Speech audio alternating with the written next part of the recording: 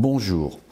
En marge du colloque que nous allons organiser avec le Musée d'art et d'histoire du judaïsme et le CNRS autour d'un manuscrit rare du Sefer Yetzira en partenariat avec la Bibliothèque nationale de France, je voudrais aujourd'hui vous présenter l'ouvrage que nous avons édité spécialement pour l'occasion. Il s'agit du facsimilé d'un manuscrit très rare qui est un manuscrit du Sefer Yetzira du XIIIe siècle.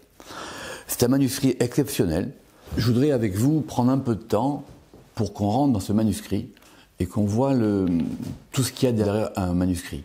L'histoire, les témoignages, tout ce qui va témoigner sur l'histoire de la Kabbale et l'histoire de sa diffusion.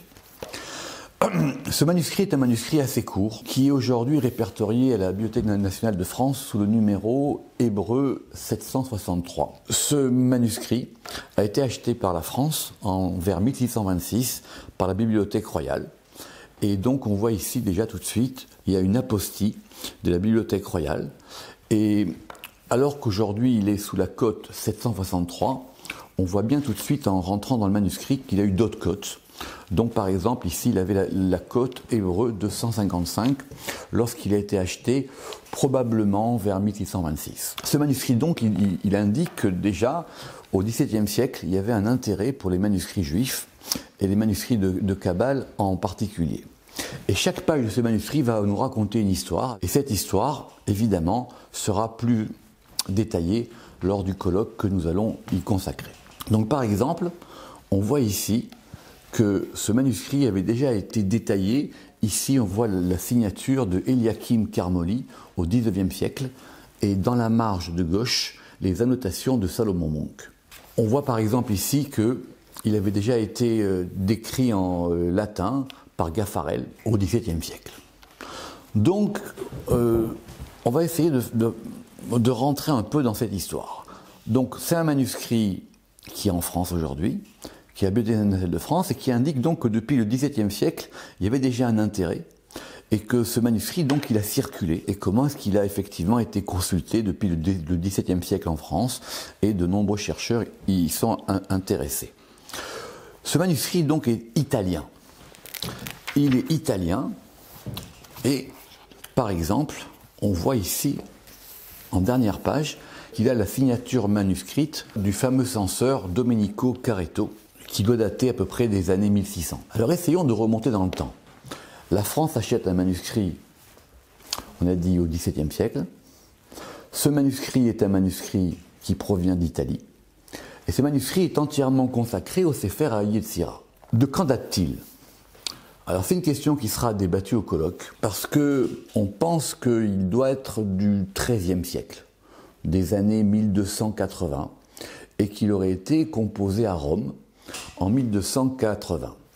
Mais rien n'est moins sûr, parce que par exemple, on a trouvé, lorsqu'on a étudié ce manuscrit, au folio 2R, une petite note de propriété, et cette note de propriété indiquerait que le commanditaire du manuscrit venait de Ségovie. Or, Ségovie, c'est en Espagne. Donc il s'agirait d'un manuscrit acheté par la France à l'Italie et qui serait parvenu de l'Espagne en Italie. Et donc nous revenons jusqu'au XIIIe siècle et du coup ce manuscrit va nous indiquer comment est-ce qu'on étudiait le Sefer Yetzira au XIIIe siècle. On peut penser évidemment que ce manuscrit est une commande ou que le scribe qui l'a écrit a compilé de lui-même une série de textes. Quels sont ces textes? Alors évidemment, il y a le Sefer Yetzira lui-même, qui est au début. Après, on va avoir une douzaine de commentaires différents du Sefer Yetzira. Ces commentaires ont été à peu près tous identifiés, mais rien n'est moins sûr. Parce qu'évidemment, les noms des auteurs des commentaires ne sont pas apposés, que donc on va agir par déduction. Et on a trouvé par exemple que certains de ces textes-là n'étaient pas forcément des auteurs auxquels les chercheurs les avaient attribués. Alors pour pouvoir, lorsqu'on a réalisé ce facsimilé, on a essayé d'aider le lecteur pour voir des textes. Alors pareil, c'est pour ça qu'on a inséré des calques. par exemple, vous allez voir que chacun des textes, au moment où le texte change d'auteur, on a mis un calque. Alors, par exemple, vous voyez ici que le folio 1V, ici, ça va être le Sefer Yetzira lui-même. Et ici, par exemple, voilà, on voit qu'ici, on va passer au deuxième commentaire de Shabbatai Donolo. Qui sont les auteurs? Alors, les auteurs, c'est très intéressant parce que ce sont tous des auteurs médiévaux. Et on va, avec ce manuscrit, avoir toute une série de commentaires sur le Sefer Yetzira, avec des auteurs qui aujourd'hui sont plus très connus, Shabbatai Donolo, Dunash ben Tamim, Rabbi Ashir ben David ben Abraham de Poskier, Rabbi Yaakov ben Yaakov HaKohen de Soria, qui lui aussi par exemple était de Ségovie, et d'autres commentaires qui sont anonymes. Ce manuscrit est dans un état de conservation presque exceptionnel. Il y a forcément évidemment des endroits où c'est un peu plus difficile à la lecture, et c'est pour ça que nous avons proposé un deuxième volume.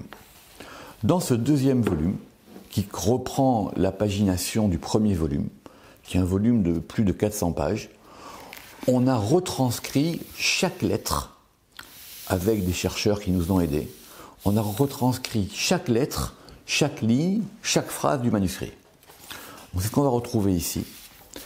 Et en face, du côté gauche, on a traduit. C'est pas toujours facile. Il y a beaucoup d'interrogations.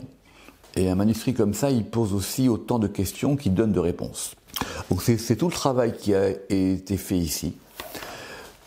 Chacun des textes qui sont séparés par des calques dans le manuscrit sont effectivement présentés avec une bibliographie chaque fois. Et ça va permettre maintenant de comprendre à la fois ce texte fondamental qui est le Sefer Yetzira dont nous avons parlé, comment est-ce qu'il a été commenté, comment est-ce qu'au XIIIe siècle on imagine la lecture et l'interprétation du Sefer Yetzira. On verra lors du colloque qui sont tous ces auteurs, quels sont leurs commentaires, comment est-ce qu'ils lisent le Sefer Yetzira, qu'est-ce qu'ils ont à porter, mais on verra effectivement beaucoup de questions. Alors l'une des questions que je traiterai lors du colloque, c'est que ce manuscrit évidemment comporte des graphiques, qui sont des graphiques originaux et très importants, Sefer Yetzira. Par exemple, ce fameux graphique de l'arbre de la sagesse, Ilan HaChorma, qu'on a reproduit sur les couvertures du coffret et des ouvrages, qui indique par exemple comment est-ce que toutes les séphirotes décrites dans le Sefer Yetzira, elles vont former un arbre. Le graphique le plus connu, c'est effectivement ceci, la question de l'attribution de ce texte-là, qui ne parle rien de moins que de la fabrication d'un golem, c'est-à-dire d'une créature qui aurait été fabriquée au moyen des lettres hébraïques et attribuée à des roues de lettres, et qu'on a attribué, à mon avis, à tort, à Abraham Aboulafia, bien qu'on ait effectivement une mention énigmatique de Avram. On en discutera évidemment longuement lors du colloque. On peut donc avoir les deux ouvrages côte à côte, se repérer sur les numéros de folio pour voir à chaque fois la transcription, la traduction et les notes d'explication qui ont été faites par ceux qui ont traduit et commenté ces textes.